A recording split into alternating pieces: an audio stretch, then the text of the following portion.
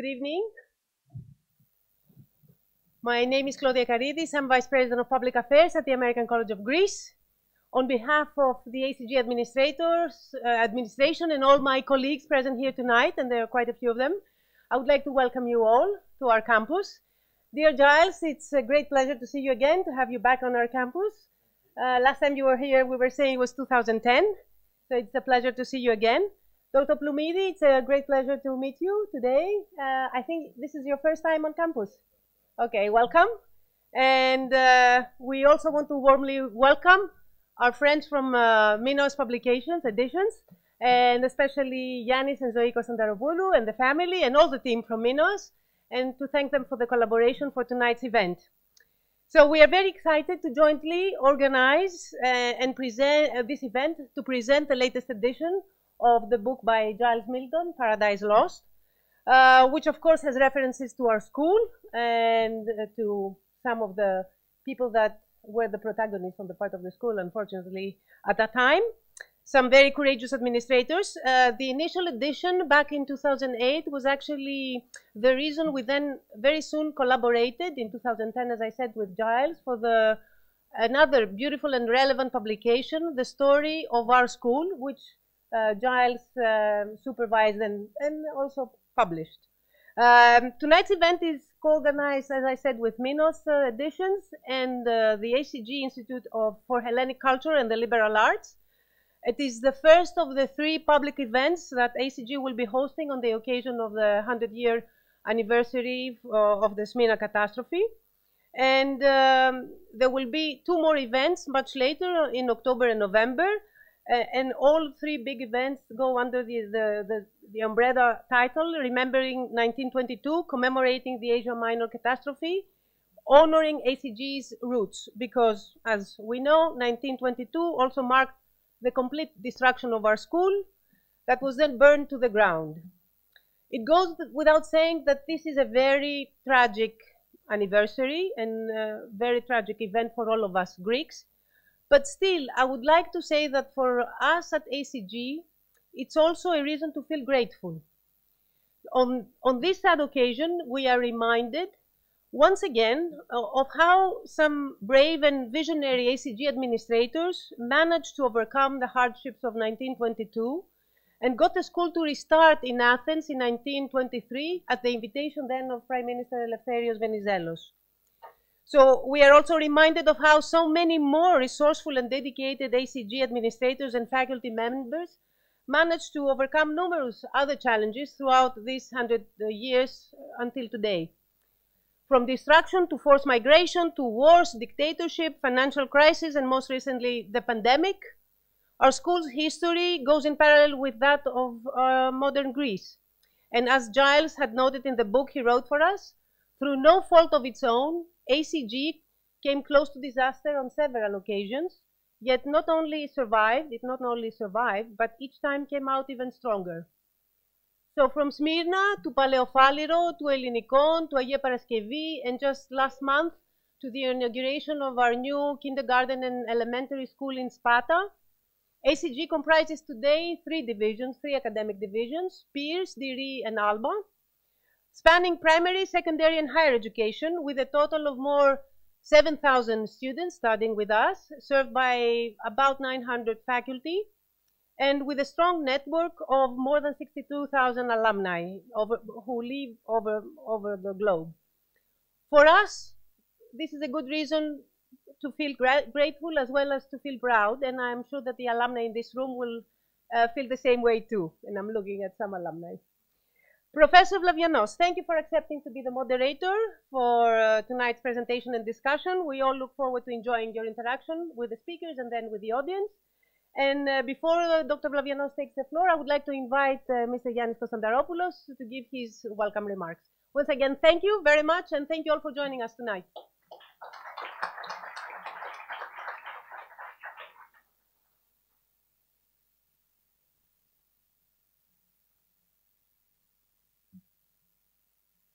Mnimi, memory, memoir. Memory is an important part of who we are, with philosopher John Locke being one of the first to suggest that memory forms the foundation of our identity. And this idea makes sense. We shape our memory through stories of our life, of our surroundings, of our past, of our history. For that, we could certainly say that memory and history are linked. Those who cannot remember the past are condemned to repeat it, as Spanish philosopher George Santayana said, or as British statesman Winston Churchill wrote, those that fail to learn from history are doomed to repeat it. Therefore, the importance of historical book is so critical.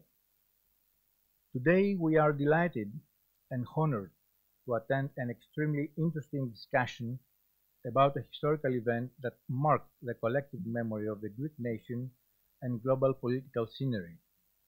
In the sheer darkness of history, in the last century, one of its darkest episodes, the 1922 destruction of the Ottoman city of Smyrna, is nowadays often forgotten.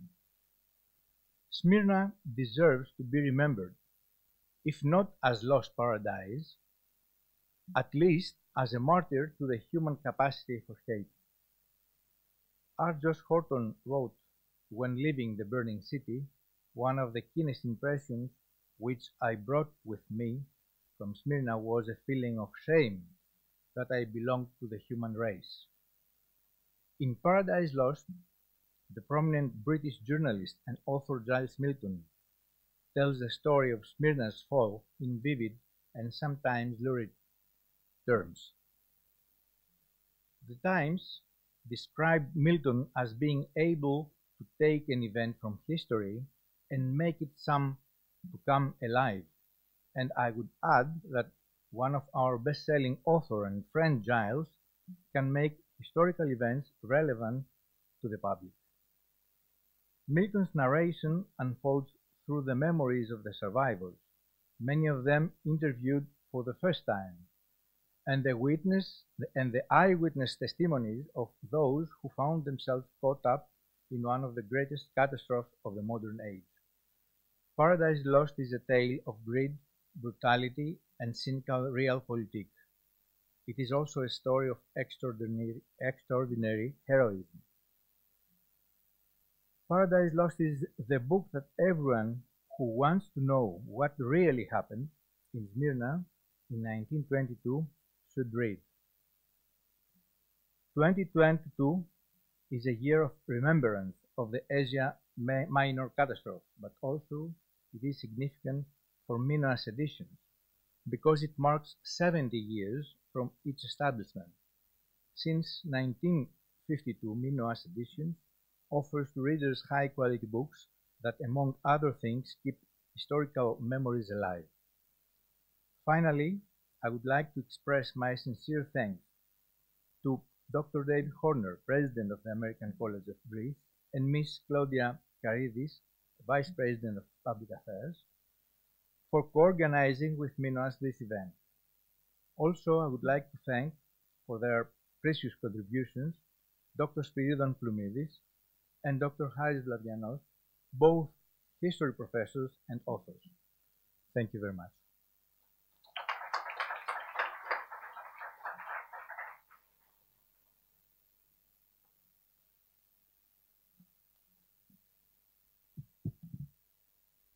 Good evening to all of you. We are today to have Giles Milton with us, and we decided that in order to make the event more lively, instead of actually having both Giles and Professor Plumidis read papers, we're going to have a discussion. I'm going to raise some questions, and in that way, hopefully you won't get bored. Actually, you'll be more excited at the end. Well, as the publisher of Minos' publication said, the centenary of the Asia Minor catastrophe of 1922 deserves more than a somber tribute to one of the most traumatic moments of our collective history. It presents us with the opportunity to consider the power of memory in the aftermath of uprooting and disaster, and to honor the ordinary people, by the way, like my grandmother, who was a Smyrnia, who took it upon themselves to become guardians of lost homelands by painstakingly preserving salvaged documents and objects, remnants of material culture, musical and cultural traditions. Actually, exactly the kind of things that Giles investigated and researched when he was writing his book. And all that constituted the only lingering ties binding the survivors to a world that was no more. George Orwell, to quote somebody else, famously stated that those who control the past control the future, and those who control the present control the past, words which ring particularly true in today's paradoxical digital world, where the dissemination of information has never been broader or faster, but where our ability to discern the truth has never been more at stake. Therein perhaps lies the deeper importance of an event such as this, which acknowledges the persistence of memory by going back to records, testimonials, words, and images, back to the bitter truth of human experience, preserving elements of people's lives and their histories, recording their journey from tragedy and loss to rebirth and hope, pointing to the power of memory in shaping our collective self-perception as we look to the future, as in that invaluable link which enables a nation to maintain its sense of self in an increasingly global world. Now, Giles is, as you all know, an internationally best-selling author of 12 works of narrative history, if I'm correct. His books have been translated into more than 25 languages, including Greek, have been serialized on both the BBC and the British newspapers, and he's a fellow of the Royal Historical Society. Giles and myself also have something in common. As I told him when we had coffee, we both did our undergraduate degree at Bristol University, and we both have very fond memories of that university. He was born, he's younger than me, he was born in '66. He was educated at Latimer Upper School, and then, as I said, he went to the University of Bristol where he read English. He's written a number of non-fiction books, as well as he's written 3 novels as well. But today we're here to discuss his book on Smyrna. The title is Paradise Lost. Obviously, with that surname that he has, he couldn't actually chosen another title. I mean, you know, Mίλτον, Paradise Lost. Probably some people actually bought the book because they thought they were going to read a poem, but they wrote about Smyrna. They went out of the bookshop and they opened the book and they realized it wasn't actually poetry. So Paradise Lost, Smyrna, 1922 is Mίλton's 6th work of narrative history, is of course a graphic account of the bloody sacking of Smyrna in September 1922, and the subsequent expulsion of 1,300,000 Oxford Greeks from Turkey and about 150,000 Muslims from Greece. And this is recounted in a wonderful way in the book through the eyes and the testimony of the Levantine community. The book, of course, was widely reviewed abroad and here in Greece. And, you know, the book is about the story of, and Giles will have a chance we're going to discuss that, but, you know, it's the destruction of the second biggest city in the Ottoman Turkey, and the subsequent exodus of all these Greeks from Anatolia. And this exodus is told through the accounts of those who were there, he's making use of unpublished diaries, letters written by Smyrna's Levantine elite.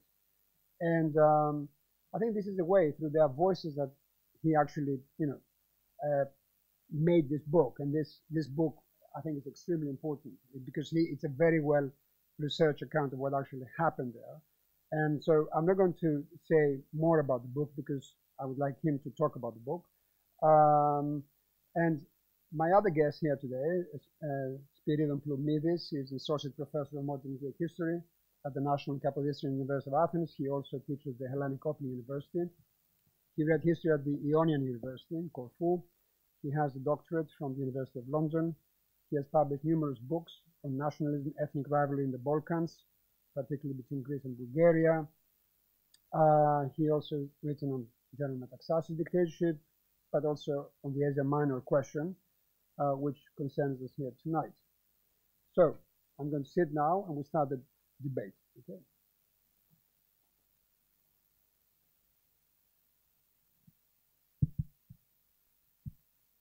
The first question I would like to ask Giles is to give us an account of what was Smyrna like, you know, just before the catastrophe. What was Smyrna like in the years preceding all this dramatic, event?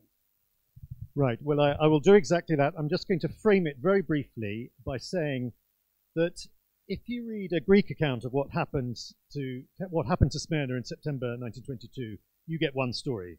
If you read a Turkish account, you get a completely different story. So what I wanted to do and focus on in this book was to look at the Levantine community, which was very little known and very little studied. Who were the Levantines? They were Europeans of British, French, Italian descent, who some 200 years before the catastrophe had moved into the city, and they'd amassed spectacular fortunes. I mean, they controlled the industry in figs and sultanas, for which the city was very famous, insurance, shipping, banking. They were immensely powerful, wealthy dynasties, and they'd built themselves charmed lives. They lived in the suburbs outside, just outside the city centre, notably Bornabat, as it was then called. And they'd built these huge palatial residences, botanical gardens. And this was first what drew me into the city, this what seemed to be a charmed city. Because Smyrna in this period was rich, it was cosmopolitan, it was tolerant, it was open-minded. It seemed to be built on the image of these Levantine families.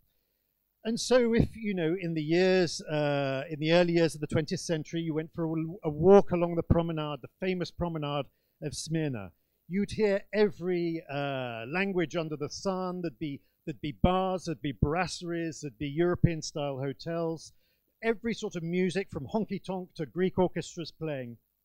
It was an incredible melting pot of cultures, of ethnicities, and so I went in search of these records. Now, it's not easy to find an archive when the archive doesn't exist. So I had to try to track down these families, of whom almost none are left in the present city of Izmir. I found a very elderly lady in London called Miss Whittle. And Miss Whittle, she was from the famous Whittle dynasty, one of the most powerful of all the Levantine families. And she sort of provided me access to the various descendants of the various dynasties that had lived there. And little by little, I got invited into their homes and discovered that they had a treasure trove of letters, of diaries, of handwritten accounts, all of which were detailed eyewitness accounts of exactly what took place in September 1922. And it should be said, because this is very important in the telling of the story in my book, is that the Levantines didn't particularly care who ran Smyrna, whether it was Greeks or Turks. What they wanted was to continue to make vast sums of money. And so they, and also I have to say the Americans, whose accounts I also relied on for this retelling of this story, they, to me, seem to be the most reliable eyewitness accounts of everything that took place.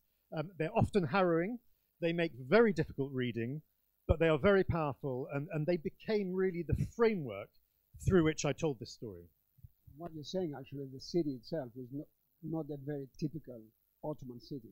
You're describing something very different. So probably, how did the Turks actually feel in that cosmopolitan environment, which was mostly Christian? Yeah, this is a very important point to make. Smyrna was known as infidel Smyrna. It had a majority Christian, a big majority Christian population. There were about 350,000 Greeks in this period living in the city, and about 170,000 Turks. There were Americans, there were Europeans, there were a Jewish community, there was a large Armenian community, and an American community as well. Incidentally, you mentioned the title of my book, Paradise Lost, and yes, of course, it was a sort of whimsical pleasure to me to call it Paradise Lost, but it's not entirely gratuitous, I have to say.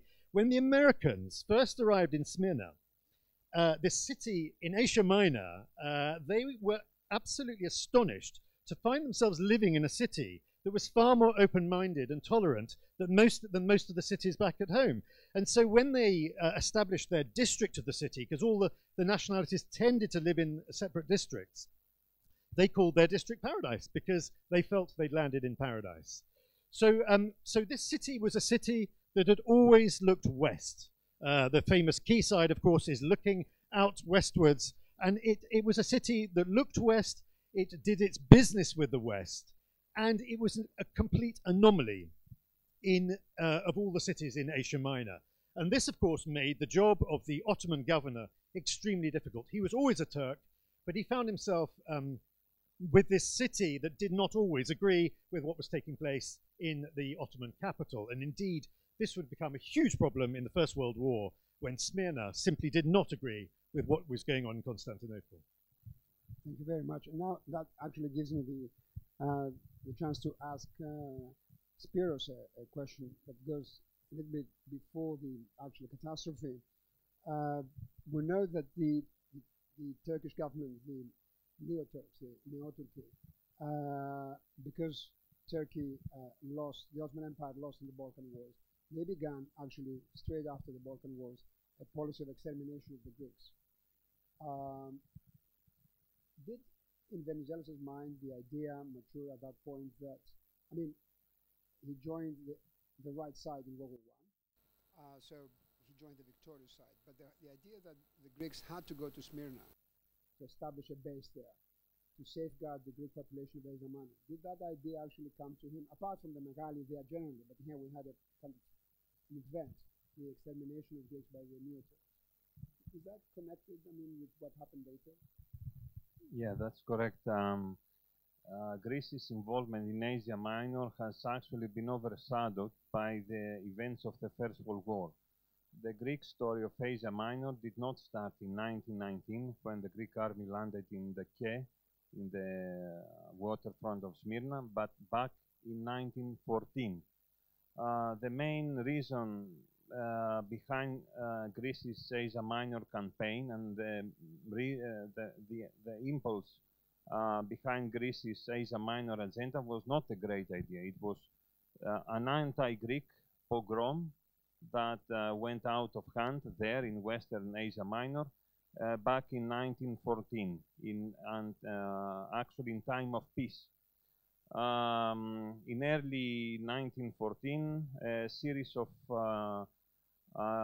atrocities started happening against the Greek Orthodox. Firstly, in the village of Andrianople, that is in Turkish Thrace, and very shortly they spilled over into the village of Smyrna and Bursa, that is Western Asia Minor. These ghastly atrocities, this violence, amounted to what we will call today ethnic cleansing. It entailed intimidation, boycotting, pillaging, starvation, rapes, firing at civilians, and random murders. As a result of all of this, the islands of Chios and Mytilene, as well as Salonika, were literally flooded with 200,000 Greek Orthodox, meaning ethnic Greeks, as refugees, according to present-day estimates, scholarly estimates. Present-day scholars, Scandinavian scholars, describe this ethnic cleansing of Aegean Greeks as a case of violent Turkification aimed at the homogenization of the Ottoman Empire, and they place it within the framework of late Ottoman genocides. The most well-documented case was the destruction of old Phocia, Phoca Iadenitas, as they called it back then. We have a written testimony presented by a French archaeologist, Félix Sartiot, who happened to be there that fateful summer of 1914.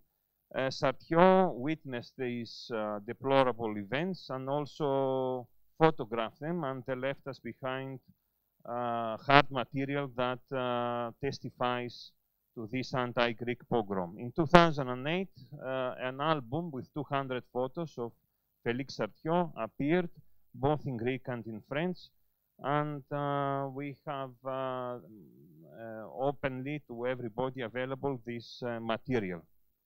So yes, the story of Asia Minor starts 8 years earlier than we usually think.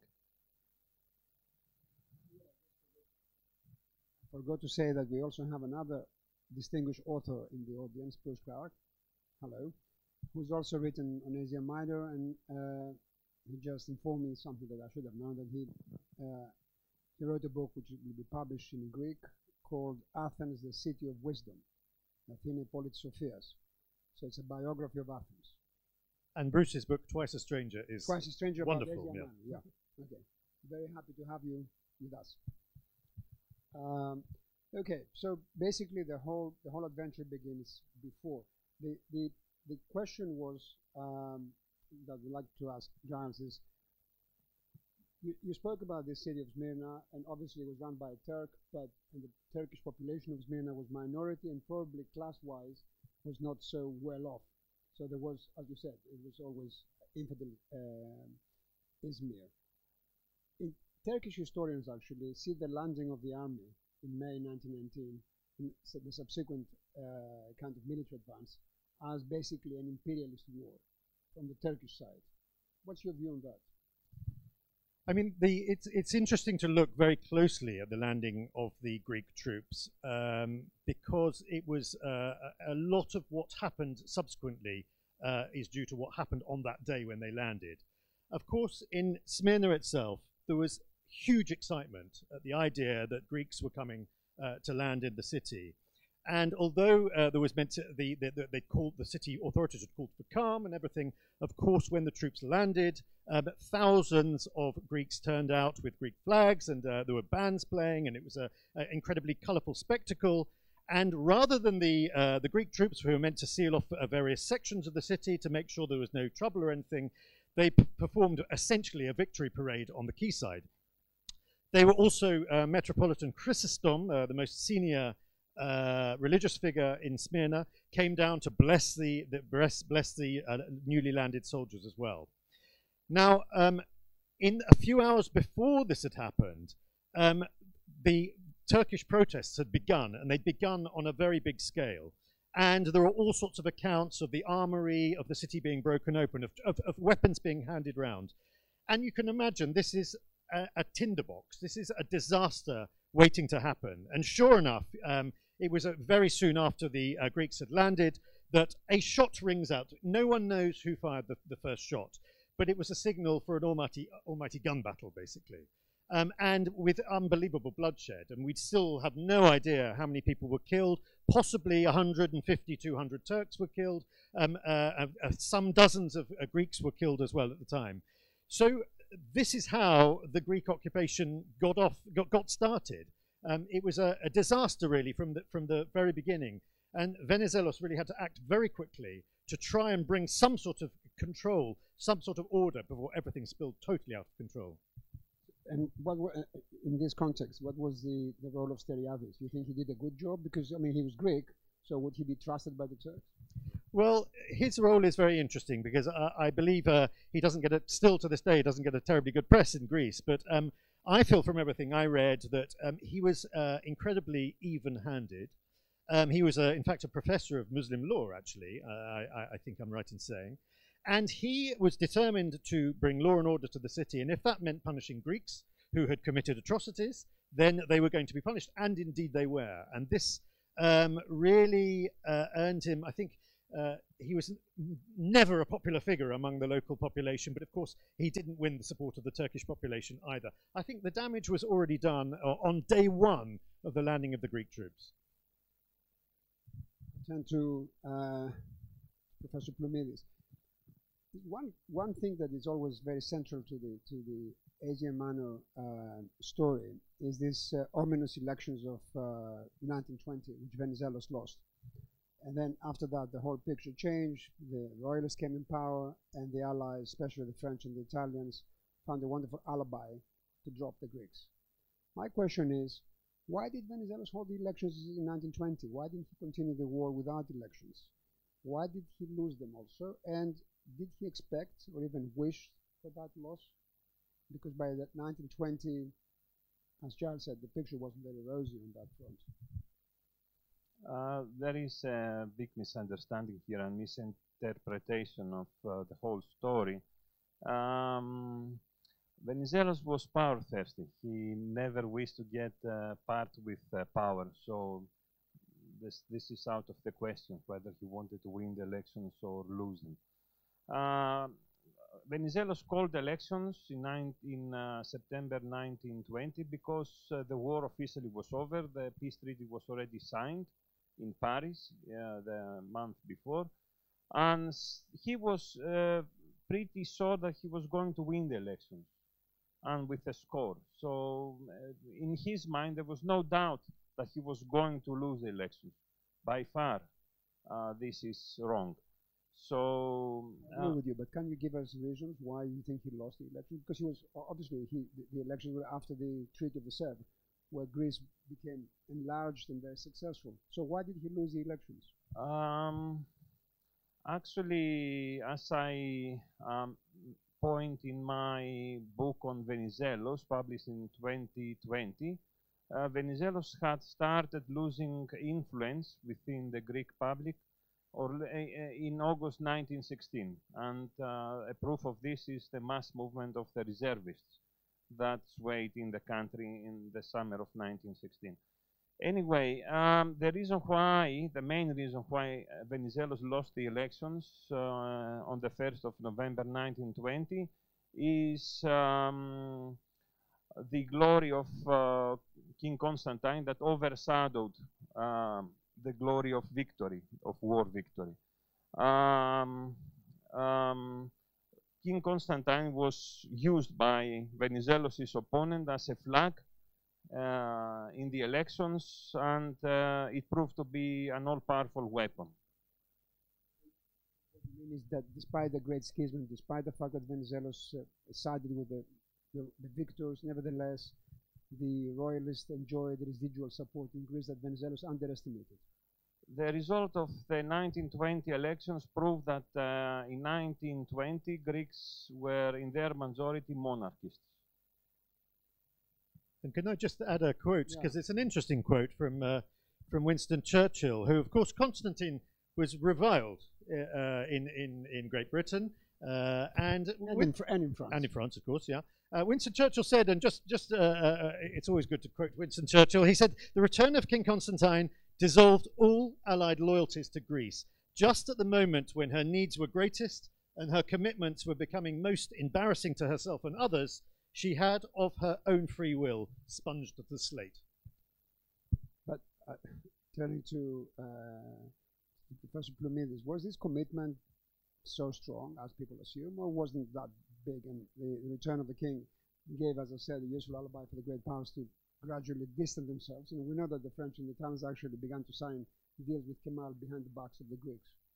What would you say on that?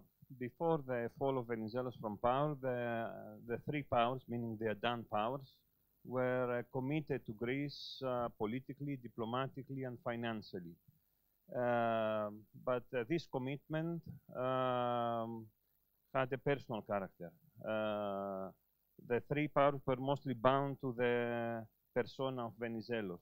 After his fall and his exile from Greece, they felt free to follow a different policy, to disengage themselves from Greece and to turn their back fully to Greece. Greece was no longer considered as part of this alliance, was no longer an ally of the French, the British, and the Italians.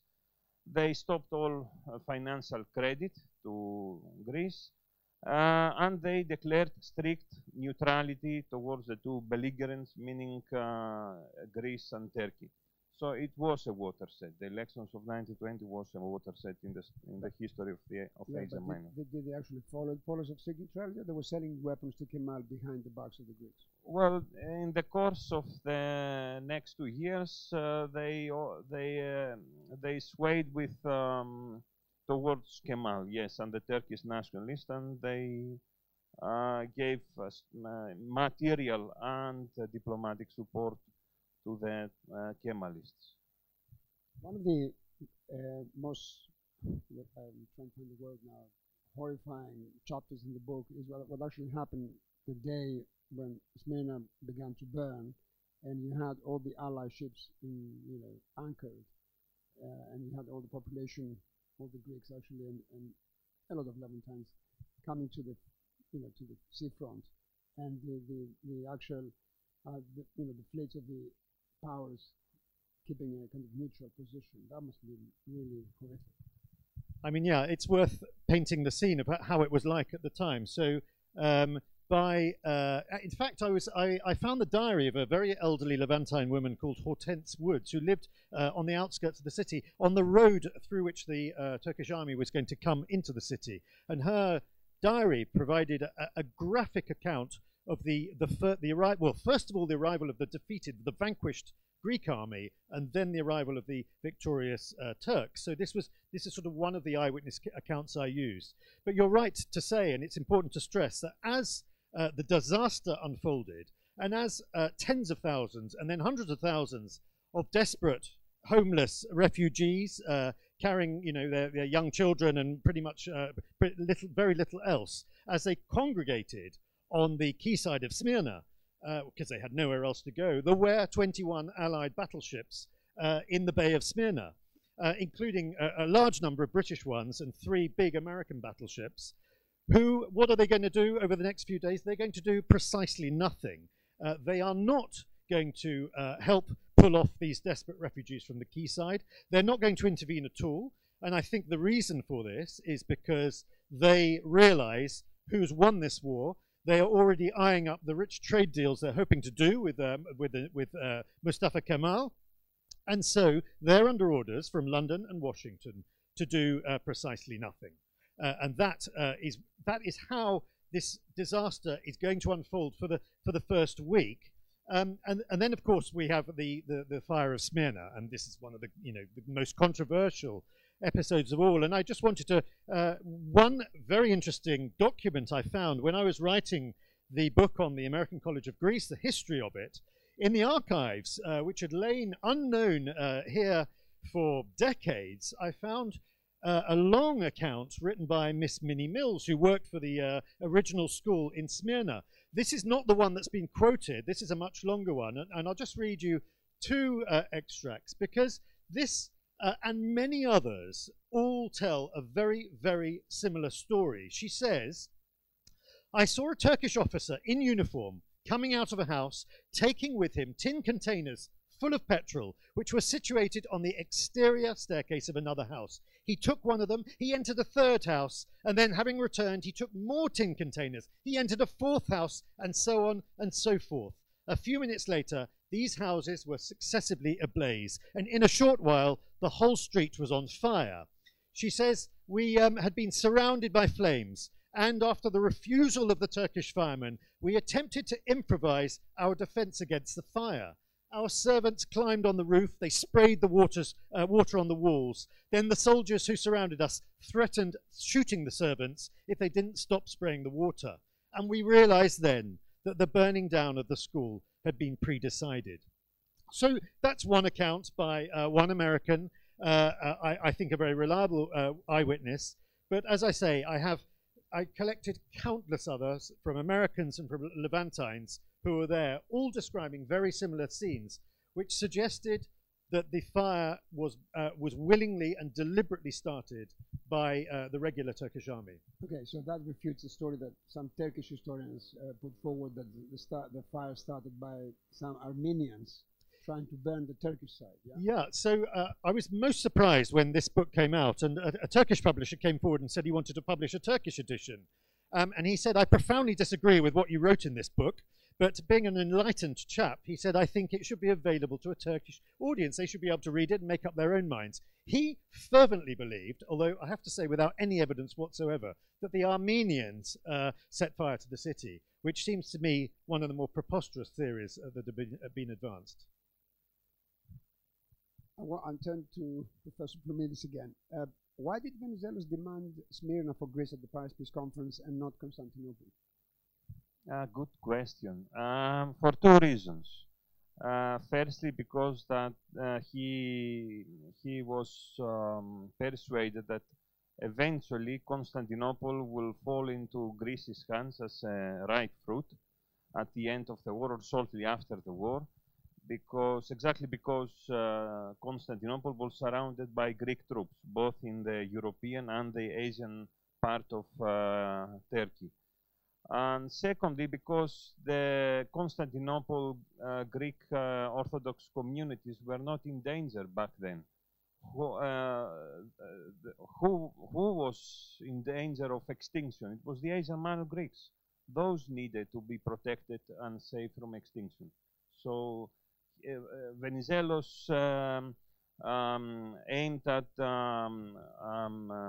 serving an urgent agenda and left the agenda of Constantinople for later.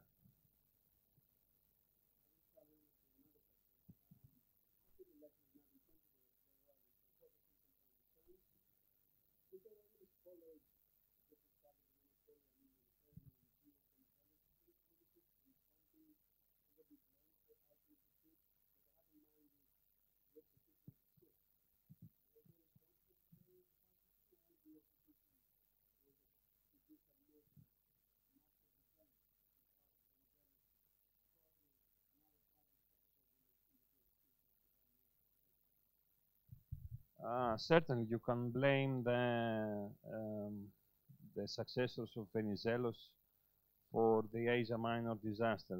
They can definitely be historically and politically held responsible for this serious defeat.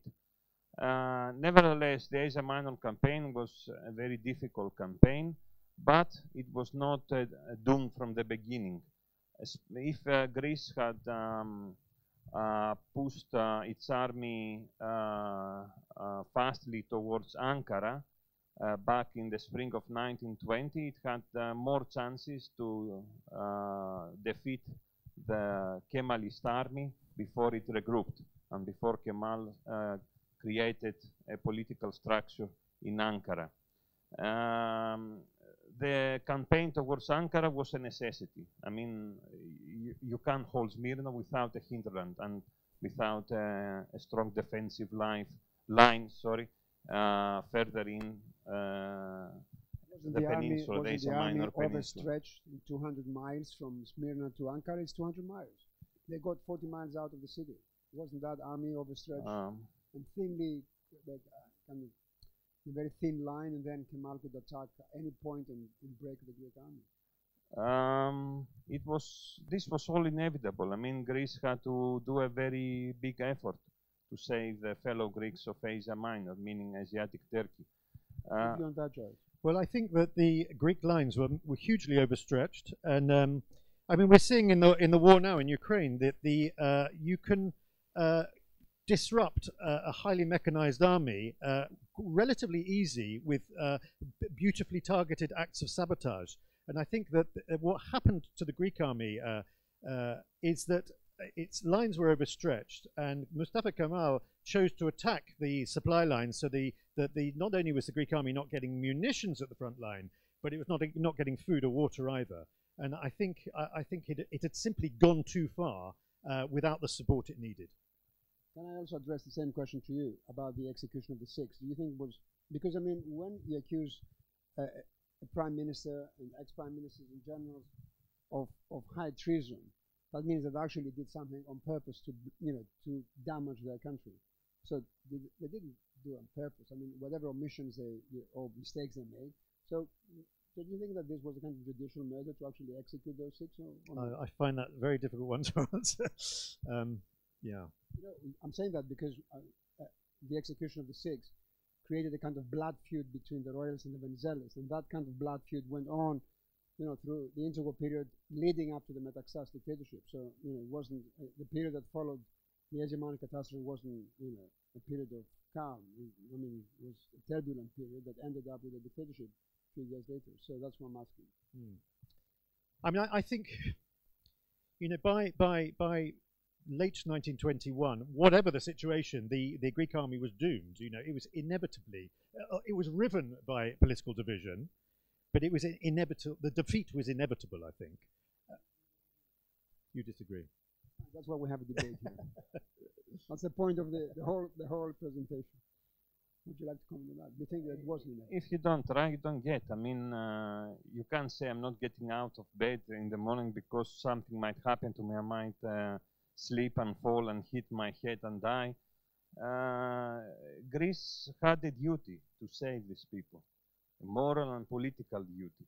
If Greece had not campaigned in Asia Minor, Venizelos will have been identified today as the biggest traitor the Greek history ever acknowledged.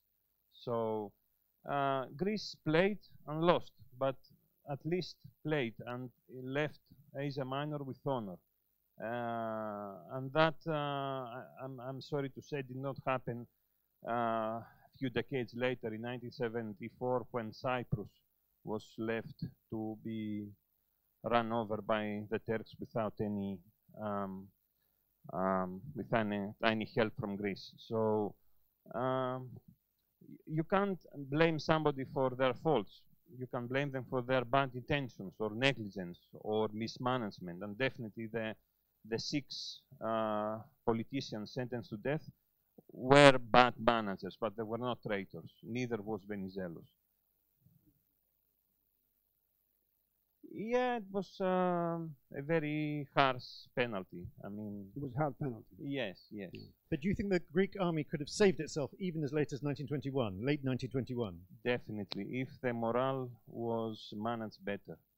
According to Greek war information, there was a balance of power still in Asia Minor in mid-1922. So Greeks would have held the line and stopped Turkey there. And today's story, the relations between Greece and Turkey, will be a very different story. But wouldn't have been a bit strange, I mean, geographically speaking, even if the Greeks had been victorious, to have Smyrna in the hinterland, a little piece there in a whole country called Turkey? Wouldn't have been that a bit strange? You know, just a little enclave to be Greek, surrounded by Turks. Wouldn't have been that strange, geographically speaking. Well, that's my point. I mean, if you read into my book published in 2016, the first person who indicated this line as a defensive line, both geostrategically and physically and all that, was Ioannis Metaxas. In one of his memorandums, one of the 3 memorandums that he submitted to Eleftherios Venizelos, claimed that if that campaign was going to happen against his personal wishes and advice, the best line of defense was the Kyutahia, Skisa, and Afyon line.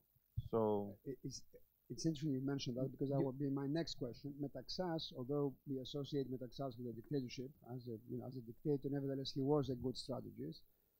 His view was that this campaign was doomed.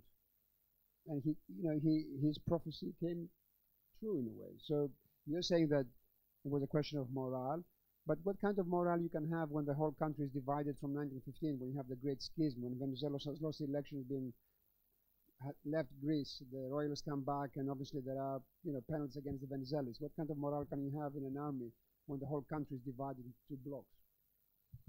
The Greeks, the Greek warriors, not lose their morale because of national schism, but because they lost faith in a final victory.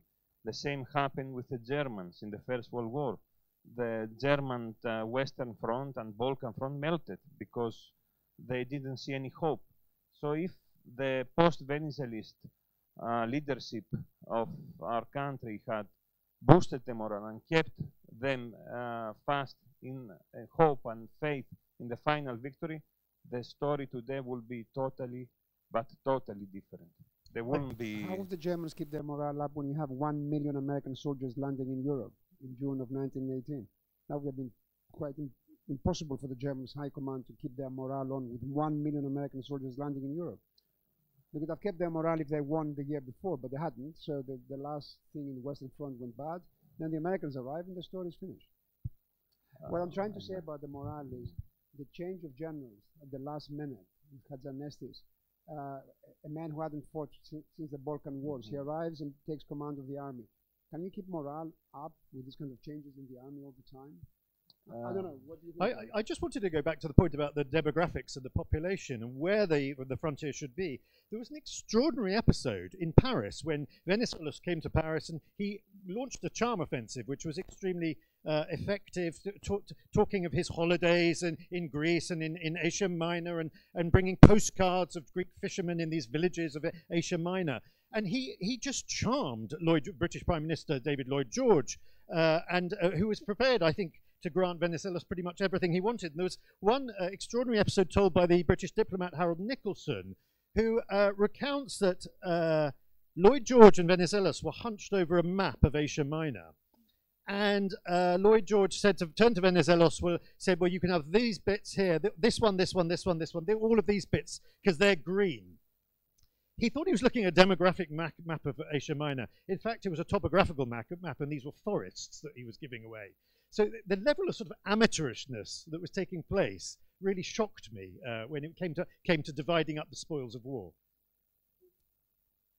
On the question I asked Professor Plumidis, what do you think about would that, even if we actually had that place, let's say that we had the referendum in 1925 and the Greeks actually won the case, to actually have that enclave in a huge Turkish country? I think this was a massive problem from the very beginning. I mean, yes, you have a majority Greek city, the Greek city of Smyrna, although there are huge population, other ethnic groups living in the city as well. You know, as I said, 170,000 Turks living in the city. But once you get beyond the sort of frontier of the city, the outskirts of the city, you're certainly not into majority Greek territory. And I think this was a fundamental problem all the way along. And once the Greek army moves out a little bit to protect the city and it gets attacked, it has to move out a little bit more and a little bit more and a little bit more. And within a few months, it finds itself halfway across Asia Minor. Although I think I agree with you in the sense that the whole foreign policy of Greece since 1844, through that famous Collective speech, the Megali Idea, the great idea, everybody, Venizelos including, and the royals, of course, were in a way, I wouldn't say prisoners of that idea, but that was the idea that they wanted, you know, to somehow, yeah, to recreate Byzantium. And Smyrna, of course, as Giles said, was the city in the Ottoman Empire, which was the most important one, including with Constantinople. So in that sense, obviously the strategic elements and the geopolitical elements were secondary in the way. It was the fulfillment of the great idea. No, the main reason why Greece went to Smyrna was the saving of Greeks from slaughter and extinction. Geopolitics and geostrategies came later in the course of this story. Greece, the only way to save those fellow Greeks was to place them under Greek sovereignty and under the aegis of the Greek army. There was no other way. Nobody else, no other power was there to protect them. So your view it's was, either take it or leave it. Okay, so the view is, your view is the landing was inevitable, it had to happen, and the loss of Smyrna was not inevitable. No. Whether if the strategy was different and if the morale was different. But your view is slightly. Yeah. I was just wanted to pick up where you said recreate the Byzantine Empire. Of course, talking of Venizelos' sort of charm offensive in Paris, the Byzantine Empire, this held absolutely no interest whatsoever to British politicians. The British Prime Minister Lloyd George didn't care at all about the Byzantine Empire. So what Venizelos did was he said he wanted to recreate the empire of classical Greece. This he knew would strike a chord with all the classically educated politicians who'd gathered in Paris. And yeah, it was a smart move on his part. Shall we open the debate to the floor? Would you like, actually, we said before we said that, we were going to read something. Yeah, I just got two passages because I thought they're quite powerful testimonies. This is George Ward Price, who is writing a report, many reports from one of the battleships in the bay of Smyrna, and just he says he's standing on the deck, looking out towards the quayside where there are several 100,000 refugees at great danger of being burned by this inferno that's burning on the quayside. And he says Smyrna has been practically destroyed by a gigantic fire. Without exaggeration, tonight's Holocaust is one of the biggest fires in the world's history. He says the refugees are huddled on the narrow quay between the advancing fiery death behind and the deep water in front, and there comes such frantic screaming of sheer terror as can be heard miles away. Picture a constant projection into a red-hot sky of gigantic incandescent balloons burning oil spots in the Aegean, the air filled with nauseous smell, while parching clouds, cinders and sparks drift across it, and you can but have a glimmering of the scene of appalling and majestic destruction of which we are all watching. And it should be said they were watching, and the screaming from the quayside was so loud that the commander of the British battleships ordered his ship's bands to strike up music so they could drown out the noise of the screaming. And one last short extract. This is from the American consul, George Horton, who was to become an important eyewitness of what happened. And Yanis mentioned it in his introduction. He's sailing out of the Bay of Smyrna on the battleship Simpson. And he says, as the destroyer moved away from the fearful scene and darkness descended, the flames, raging now over a vast area, grew brighter and brighter, presenting a scene of awful and sinister beauty. Nothing was lacking in the way of atrocity, lust, cruelty, and all the fury of human passion, which, given their full play, degrade the human race to the lower level than the vilest and cruelest of beasts. One of the keenest impressions which I brought away with me from Smyrna was a feeling of shame that I belonged to the human race. Okay, and I want to finish this kind of presentation. When I was a student at Oxford, I was translating Ezra Pound. There was a journal called The Little Review that Pound edited. And in the spring of 1923, I was surprised to find in this journal a poem by Ernest Hemingway entitled "They All Made Peace, What is Peace?" Because Hemingway at the time was a journalist for the Toronto Star, the Canadian newspaper, and he actually went to Lausanne to see the workings after the catastrophe and the exchange of populations. So he wrote this very, I suppose, fun in a way, poem, in which, it's very short, I'll read it to you. He mentions some of the personalities that he met, like Lord Curzon, who was a British foreign minister, Kemal, of course, Mussolini. He mentions Venizelos as well. I'll just read it to you because it's interesting.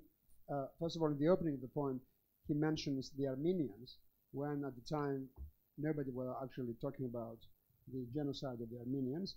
He also mentions Mussolini with capital letters in the poem, in a very bad way, when a lot of people actually in Greece at the time admired Mussolini, including Kazantzakis, who thought he was a great man. So this is the poem. All the Turks are gentlemen, and Ismet Pasha is a little deaf.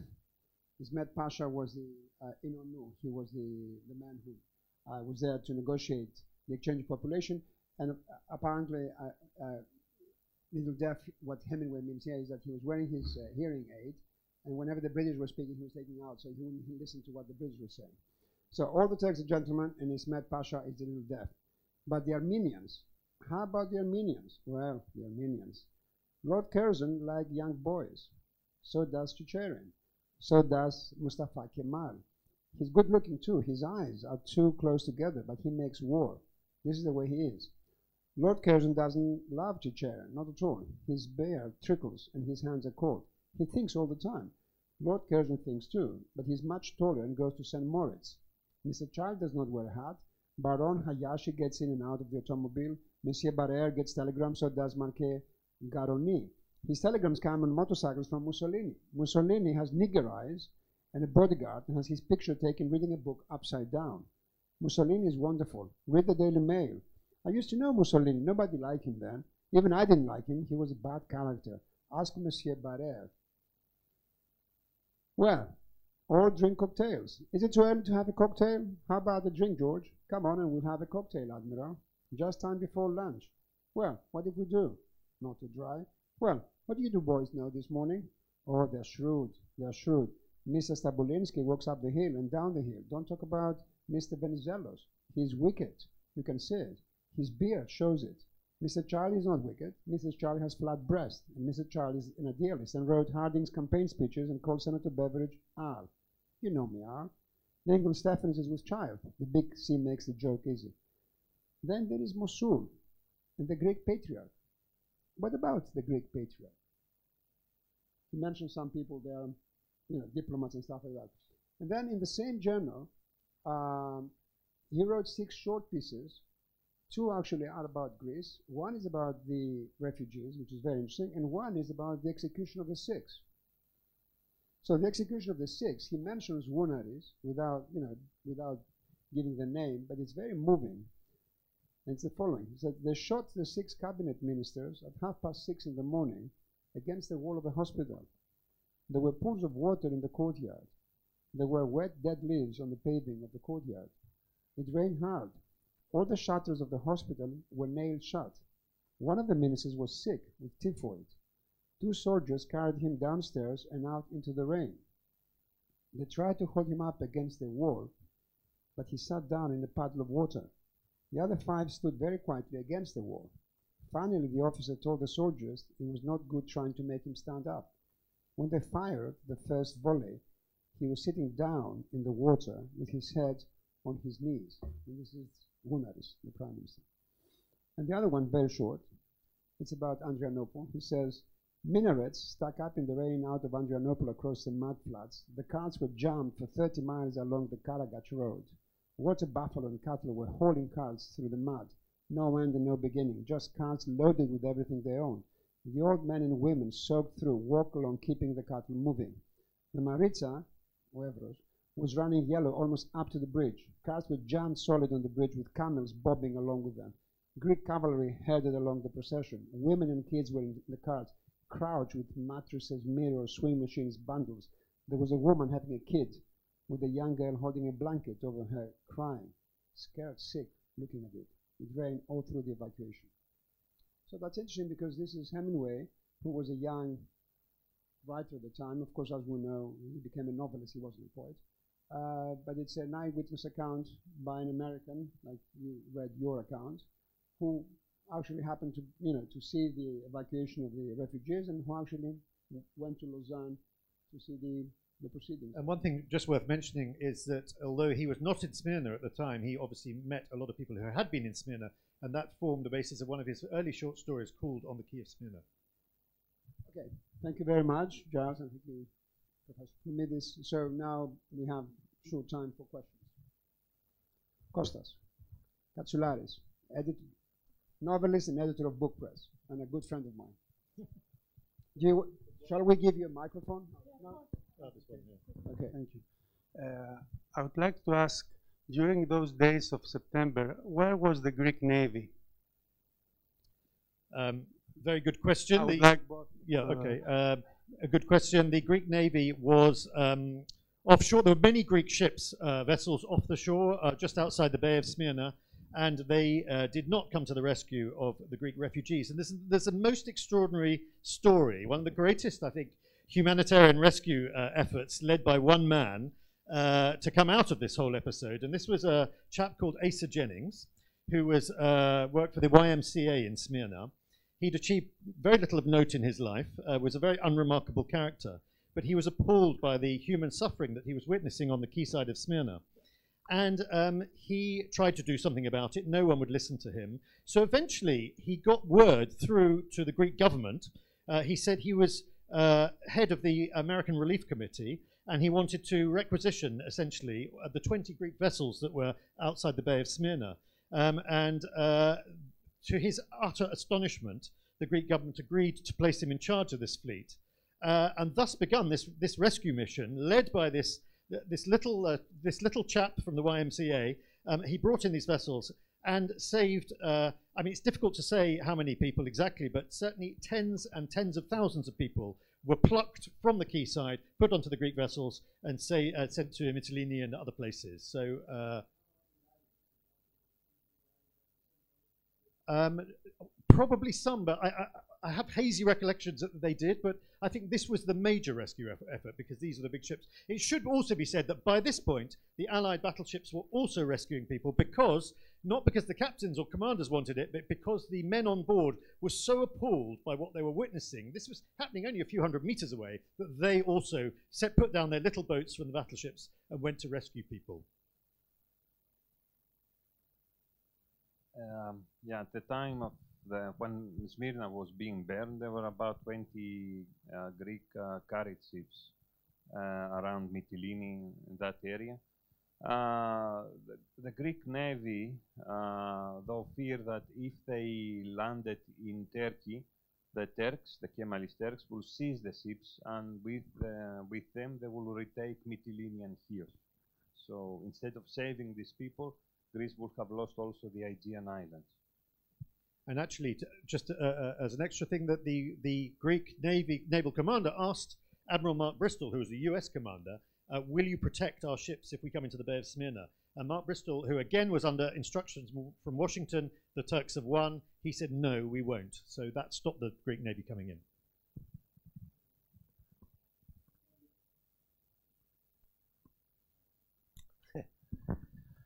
Hi, Giles. A twofold question. First of all, was there a grand plan? In other words, okay, the Turkish army and irregulars enter the city, the Greek army is withdrawing.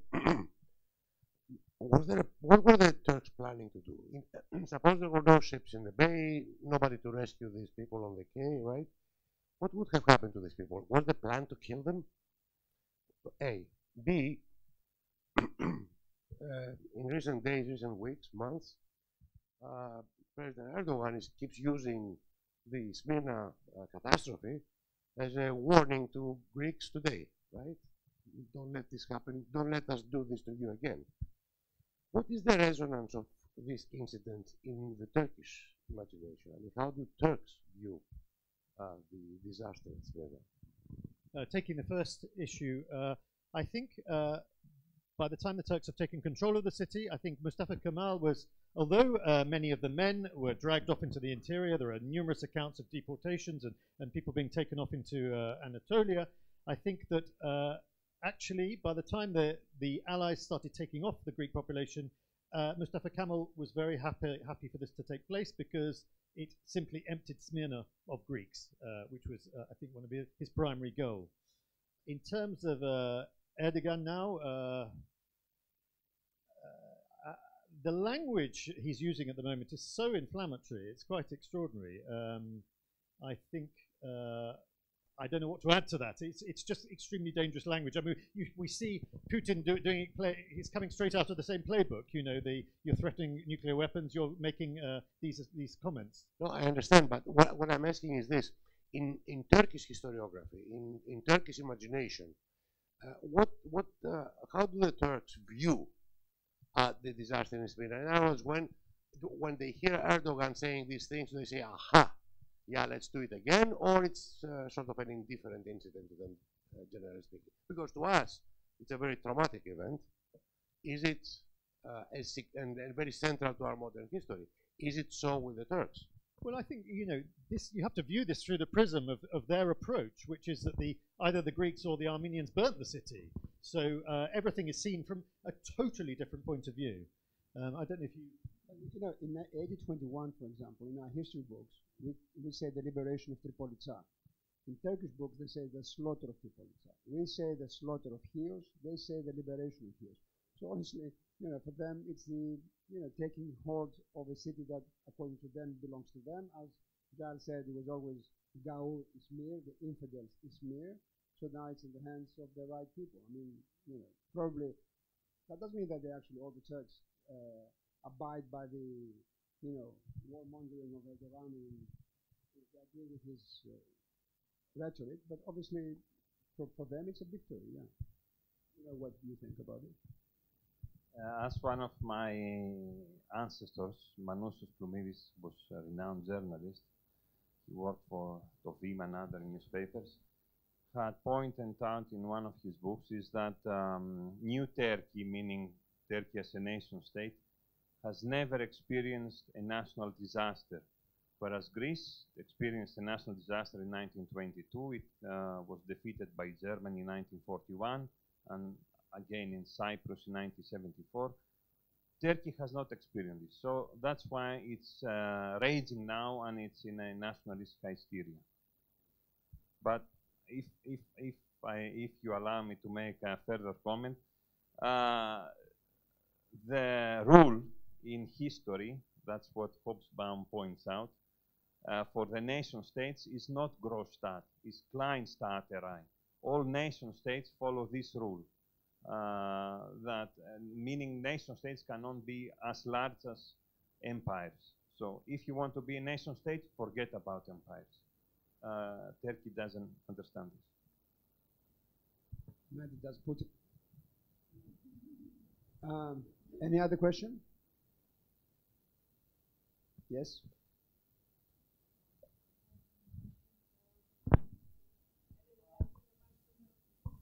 I have a question for all of you. I can listen. Yeah. Okay. What would be the fate of Smyrna if King Alexander didn't die? Alexander?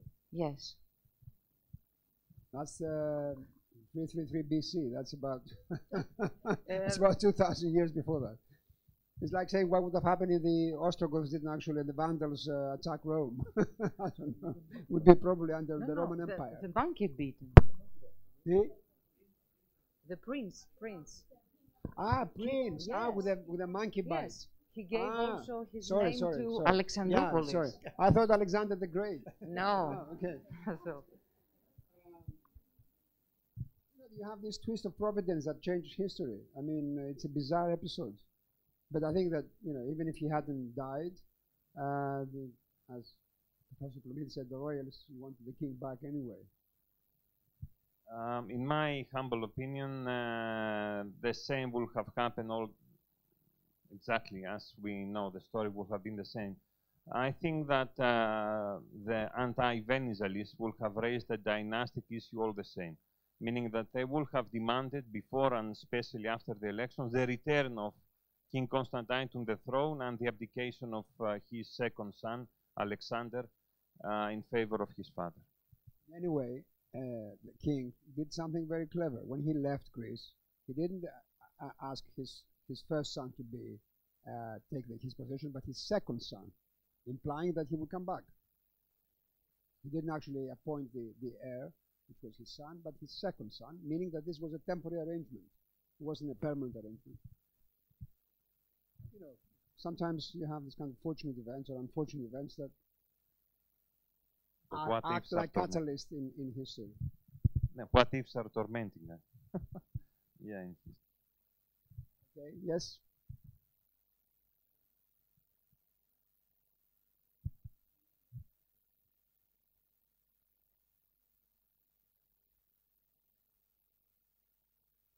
The events of Smyrna and the Asia Minor catastrophe outside of Greece are practically seem to be practically unknown. In 1940, Henry Miller wrote in the Colossus of Marusi that the events of Smyrna have been soft-pedaled and practically expunged from the memory of present-day man. And that was just 18 years after the events. Today, I mean, when I first came to Greece years ago, I'd never heard of anything about Smyrna or the Asia Minor catastrophe. Why do you think, I don't know, whoever would like to answer, why do you think these events are just so not known outside of Greece? Well, one thing I noticed when my book came out in America, I went on a book tour to, sort of promotional tour, and I went to some unusual places where you would never normally go on a book tour, and one of them was Ohio, because Ohio became has a number of communities of families who are descended from those who fled from Smyrna in 1922. And what was astonishing, talking to them afterwards and the questions they raised, is that they knew absolutely nothing whatsoever about their family history, literally nothing. And this is because when their grandparents, their great-grandparents fled the city, it was so painful what they went through, and they lost everything, and often lost members of their families as well, that they refused ever to talk about it. So it was almost, there was this sort of collective amnesia, and they were fascinated to begin to learn about their own family stories and what had happened.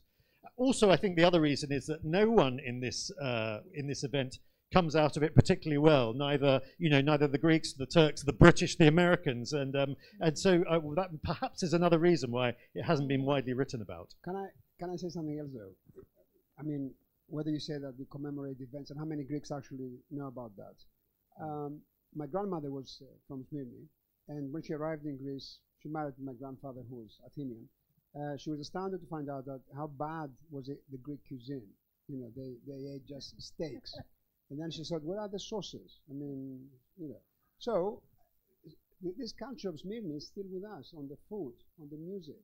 I mean, we do a lot of things that have to do with that kind of culture that came from Smyrna to Greece. So, I mean, you know, perhaps young people don't know about the history and what exactly happened, but, you know, we know that at some point the coffee we used to drink, which was called Turkish, became Greek coffee.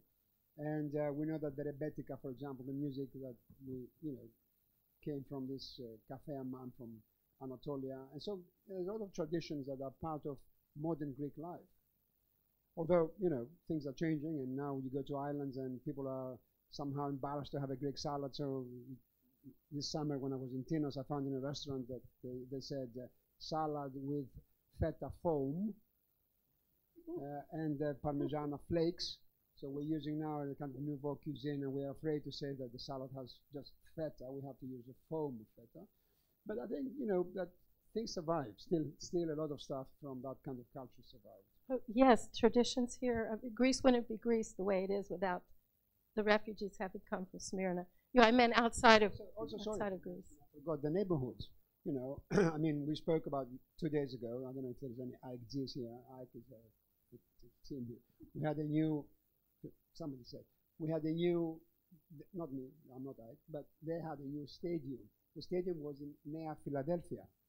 Okay, and in fact, it's very funny. I saw on television the news about this new stadium. You know who actually spoke on the news? The patriarch, Bartholomeos, said about the stadium that because Ike is, you know, from Constantinople. Can you imagine an English football team with, you know, or an Italian with the Vatican? The Pope would actually speak about an Italian team. But in Greece, we had the patriarch actually giving his blessing, and also there was a priest in the field giving his blessing. Yeah. So, you know, you have all these neighborhoods, you know, Nea Smyrni, Nea Philadelphia, Nea Erythrea, I mean, it's there. And there's the embarrassing also picture going down Alexandra Street with the refugee buildings opposite the Panathinaikos Stadium, which is a dropi, which is, you know, it's a huge embarrassment to actually happen. But again, it's a memory of the refugees. May I answer this question? No, I'm a Panathinaikos supporter. I would like to answer this question, why Asia Minor and Smyrna and Greece is not in the news much this year. I happened to be in England this summer, in August, visiting in-laws, and I skipped through the pages of History Today magazine, really undoubtedly serious popular history magazine that I used to read when I was a student, an MA student there. And the event that was commemorated through its pages was the Battle of Stalingrad, the 60 years anniversary from the Battle of Stalingrad that started 80 years ago in November 1942. So I think that the answer to this issue is what Arnold Toynbee is teaching us, that Greece and Turkey are important to the West so long as the Eastern question is a Western question, meaning whether they have vested and serious interests there. That a lot of episodes in national histories, they don't take the front page. I mean, there are a lot of wars between different countries, and we're not aware of them. Even the Greeks are not aware of all the wars that happen, and what we have hundreds of commemorations. I mean, how many of you actually, you know, lost their sleep because there was a 200 years for the liberation and the creation of Brazil? I happen to have a half-brother and half-sister in Brazil. For them, it was a huge event. Who actually in Greece did we lose our sleep because Brazil was celebrating 200 years of independence? No, from King Pedro. So, you know, that's okay. We lose things. We are not aware of everything. Any other question? Sudan. This is a question for Giles. Would you consider the Asia Minor catastrophe and the exchange of populations in 1922 as the first documented ethnic engineering exchange of populations? Would that be the first known? As in terms of documented, possibly. In fact, I was reading about this just the other day, and I think it is certainly the one where there is a wealth of documentation about what happened, and of course it set a precedent, eagerly followed by Stalin and others, and right through the 20th century. But yeah, I think it probably is. Oh, correct me, please.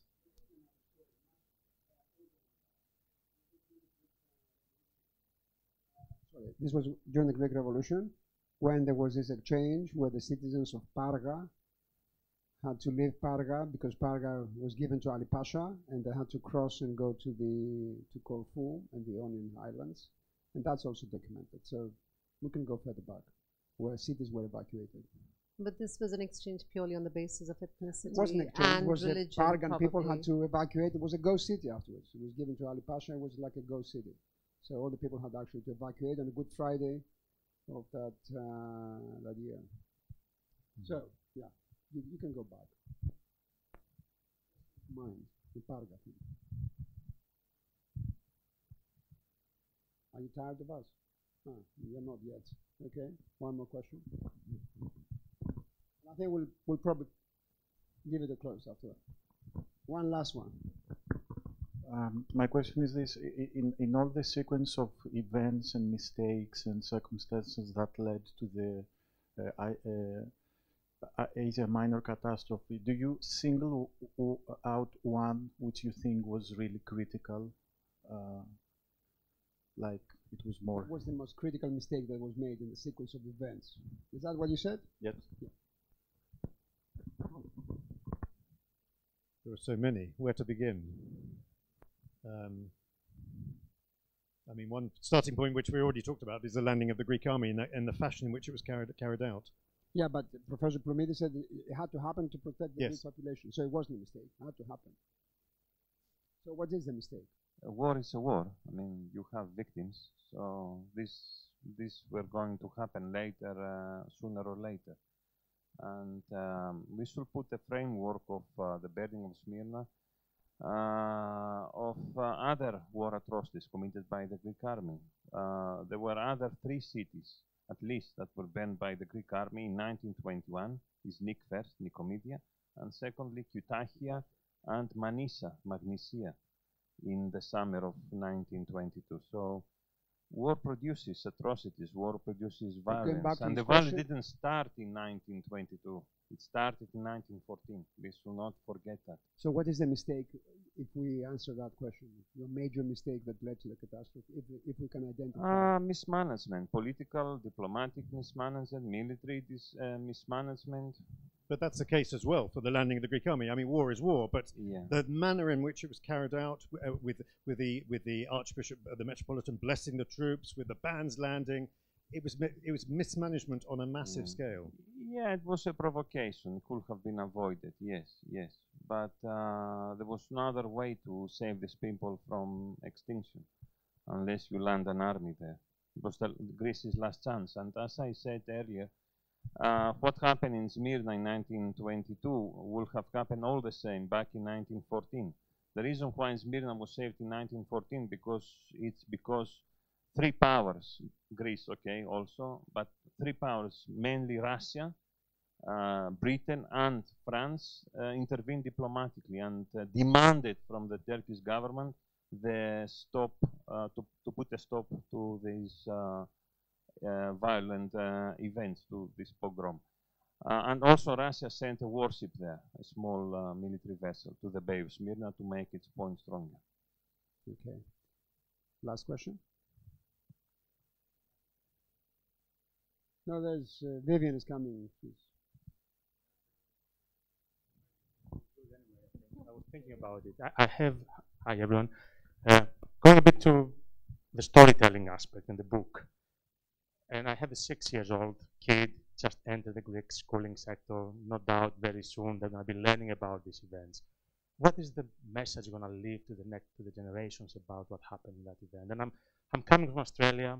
I spent years there, and they celebrate and commemorate the Gallipoli battle, where there was slaughter, and they turn it into a message of mateship and friendship between the nations. How shall we say the story of this event? Well, it's true that every nation puts its colour on political events, and so, you know, in my own particular country, Dunkirk is seen as this great victory, which is a slightly odd way of looking at the desperate, you know, rush to get British troops back to Britain from almost certain defeat, humiliating defeat. So I don't know, the thing that sort of attracted me to this story when I was really looking into the cosmopolitan makeup of Smyrna was how close it was to our modern cities that we live in. You know, my own city of London, just the diversity, the multi-ethnic makeup of these cities, and how easy and how fast it is for these societies to unravel. And I think that was one of the things that was I was taking with me all the way through it. That these they created something fragile was created in Smyrna, and it was smashed very easily. It seems to me that there's a conflict between, you know, the building of a nation on the one hand and multinationalism, which is Smyrna, and the two can't at the kind of the moment of history they can't coincide. The people who actually try to build a nation, they're not, you know, they're not going to accept that kind of cosmopolitan spirit that Giles was describing about Smyrna. There's a conflict there that it's inevitable, and nation building somehow doesn't give space to this kind of openness and multiculturalism. Okay, thank you so much, all of you, Professor Plumidis, Giles, Mίλτον, Publishing House here, and the professors, Lord Karidis here, deans, and the people here. Thank you so much. And our author here, who didn't actually want to ask a question, so you were. Okay. Thank you so much. Thank you. Thank you.